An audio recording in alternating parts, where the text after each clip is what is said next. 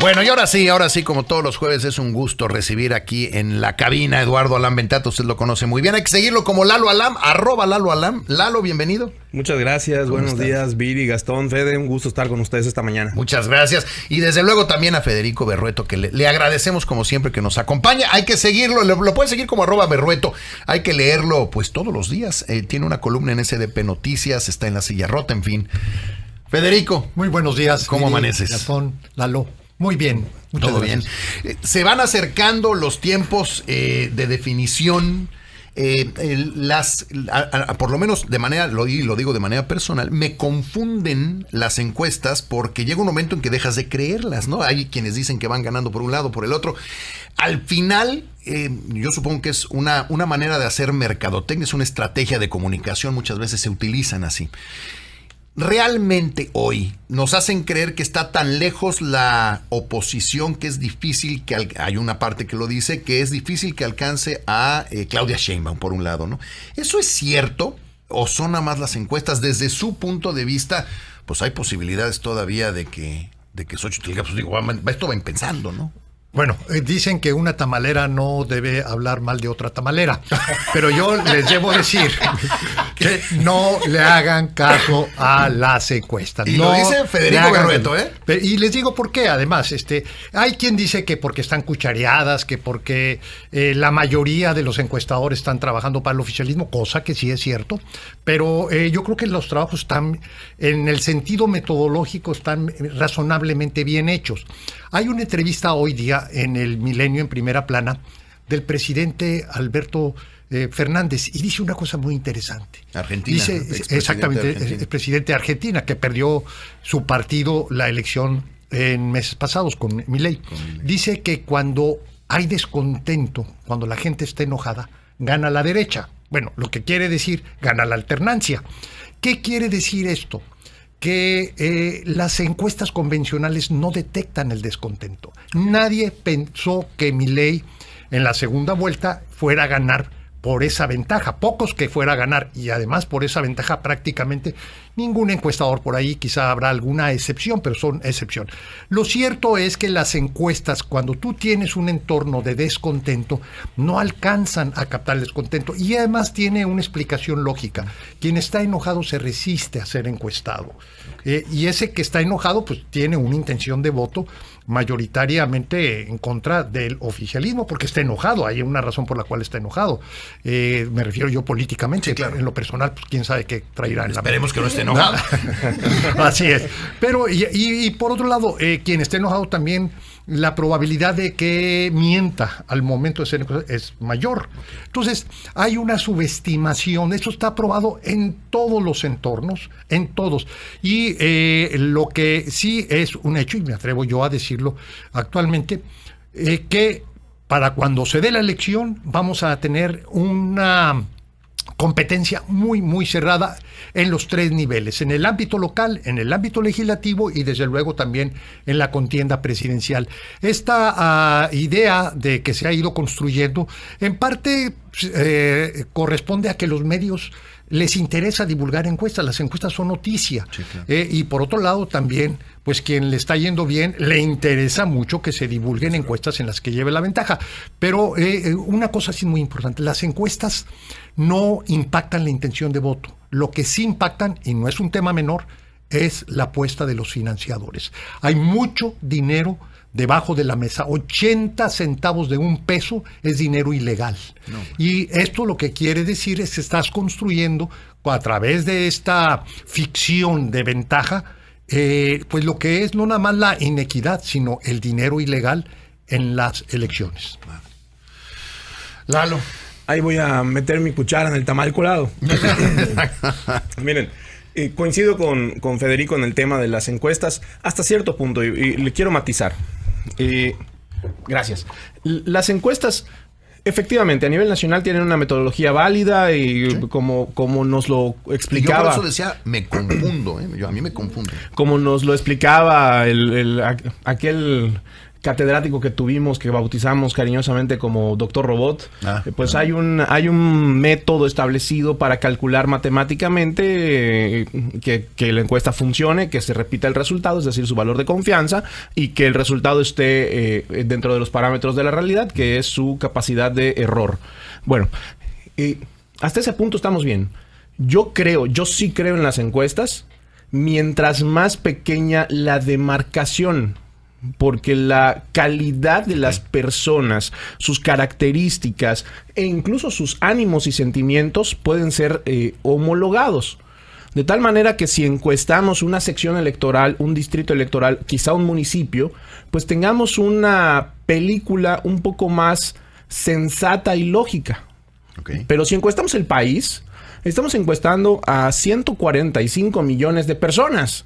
Estamos tratando de homologar a 145 millones de opiniones dentro de quizá 2,000 cuestionarios, que además están diseñados con una serie de preguntas, con una batería de preguntas que es reducida y limitada, porque tiene que estar diseñado para que una persona llegue y te haga cierta cantidad de preguntas y que tú le contestes y no se rompa el vínculo de pregunta-respuesta, es decir, que pueda ser viable. Entonces, estas limitaciones, cuando van creciendo las demarcaciones, generan que sea prácticamente inviable lograr esto, el vínculo encuestado-encuestador, el vínculo persona encuestada con la persona encuestadora, y que la composición del cuestionario logre abrazar todas las características de todas las personas, de tal suerte que, para mi opinión, y que si alguna casa encuestadora me quiere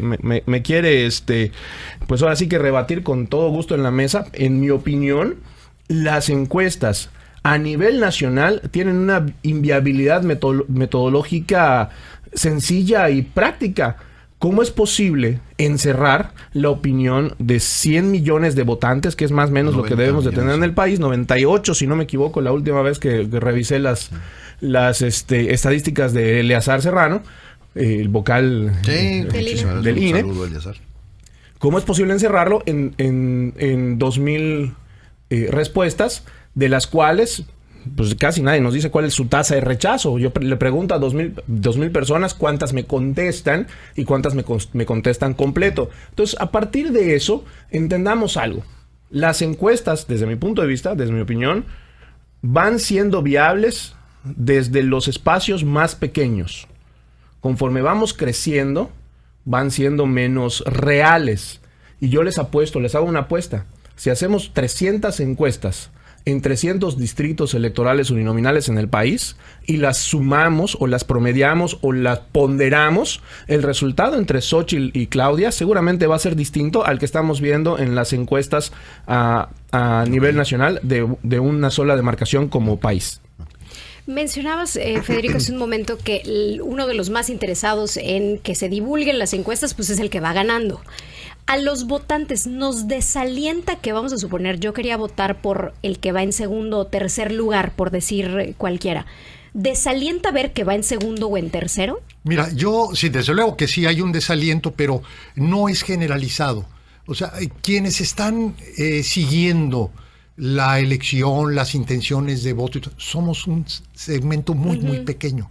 Creemos que así son todos, pero la verdad es que la inmensa mayoría de los votantes está muy al margen, incluso hasta de la información.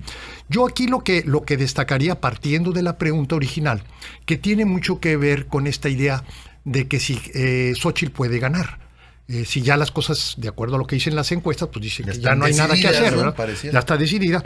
Y yo lo que veo, y recojo algunas ideas de Lalo, y es lo siguiente, y pongo el ejemplo aquí en Mérida. En Mérida la intención de voto en la elección de ayuntamiento es claramente a favor, pues, de la oposición nacional, digamos que del PAN, PRI, PRD. La intención de voto en la elección de gobernador también aquí en Mérida favorece a la misma configuración partidista, quizá con un pequeño ajuste, ¿verdad? Pero digamos que hay y la contienda a nivel presidencial favorece a Claudia. Entonces, la pregunta que uno se hace es, ¿qué va a suceder el 2 de junio? la contienda municipal y de gobernador se va a ir acercando a la nacional o la nacional se va a ir acercando a lo local. Que una de las dos sucederá. Alguna de las dos va a suceder, exactamente. Yo soy de la idea por que no tenemos candidatos nacionales fuertes que no sea Andrés Manuel López Obrador, porque es parte de la contienda. Pero si tomamos a Claudia y tomamos a Xóchitl, no son, digamos, si vemos el ejemplo de Fox, el ejemplo de Andrés Manuel o de Peña Nieto, cada uno en su momento, no son candidatos de esta, digamos, de este poder, de esta capacidad de persuasión. Sí, de esta atracción, ¿no? Ahora, a diferencia del pasado, en todos solamente hay 2 casos donde no va a haber elección de ayuntamientos, que es Veracruz y creo por otro lado que será Durango, creo sí. Pero fuera de esos, en todo el país va a haber elección por primera vez concurrentes a la elección presidencial. ¿Y cuál es mi pronóstico? Que la elección de ayuntamientos va a tener más influencia sobre las demás elecciones o las elecciones concurrentes. Y esto lo que plantea es un panorama muy distinto al que, como bien dice, y coincido con la apreciación que tiene Lalo, de que conforme haces tú una, digamos, medición de un universo mayor, las posibilidades de equivocarte son también mayores. Y lo interesante, y creo yo que por eso yo no creo ninguno de los pronósticos, porque en muchos lados ni siquiera tenemos candidatos. Hay lugares donde la elección de la campaña para la elección de alcaldes va a ser 45 días previos a la elección. Sí, ese 45. Entonces, de manera tal que ahorita lo que tenemos es una visión muy limitada, con un agregado que los encuestadores reconocen, los más conservadores, que 35% se resisten a ser encuestados. Okay. Otros hablan del 55%. Bueno, esos que se resisten a ser encuestados, ¿qué intención tienen alguna intención de voto? Eso sí, no creo que simplemente porque alguna decisión toman, incluso la de no votar. Así es. Y con esto concluyo. La elección es mucho más incierta de lo que plantean las encuestas. En este par de minutos que nos quedan, tu análisis breve de el inicio de las campañas. Hablando ya de los personajes, ¿no? Chispas, mi análisis se podría centrar en varios puntos. Cómo inició Xóchitl, cómo inició Claudia, cómo inició Renan, cómo inició Rolando. Lo voy a centrar en una frase que me llama y me hace sentir extraño este proceso. Pobre guacho, qué mala suerte.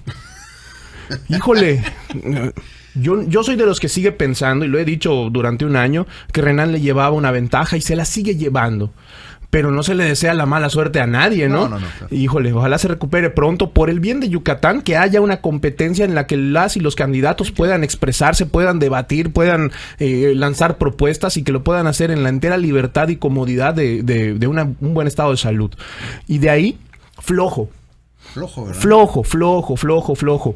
Tiene que ver, y lo podemos analizar con más precisión pronto, tiene que ver con la enorme cantidad de candidatas y candidatos de Fuerza y Corazón por México que son baluartes y estandartes electorales de sus partidos en sus localidades. Okay. Ejemplo claro, Yucatán con Rolando.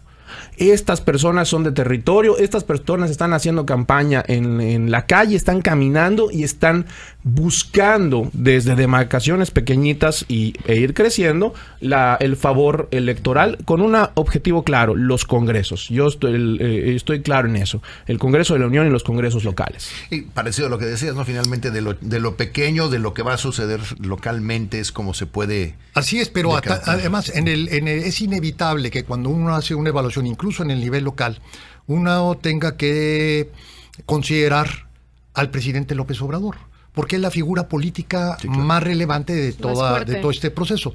Y al presidente López Obrador le está yendo muy, muy mal. No quiero decir esto que las encuestas dicen que ha bajado muy poco, no.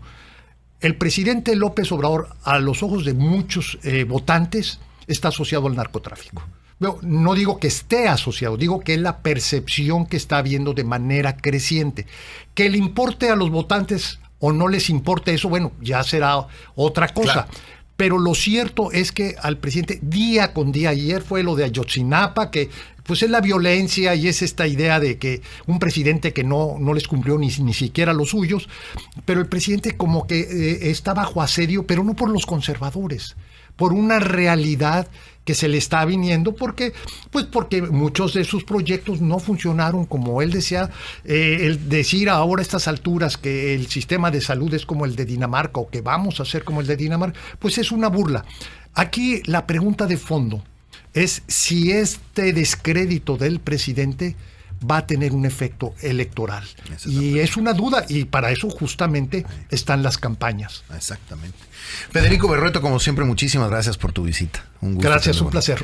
Lalo Ventata, como siempre, muchísimas gracias. Gracias a ustedes. El buen Lalo Alam Ventata. Así lo puedes seguir, Lalo Alam, lo busca en las redes sociales, @Berrueto es como debe buscar también a Federico. ¿Nos vamos?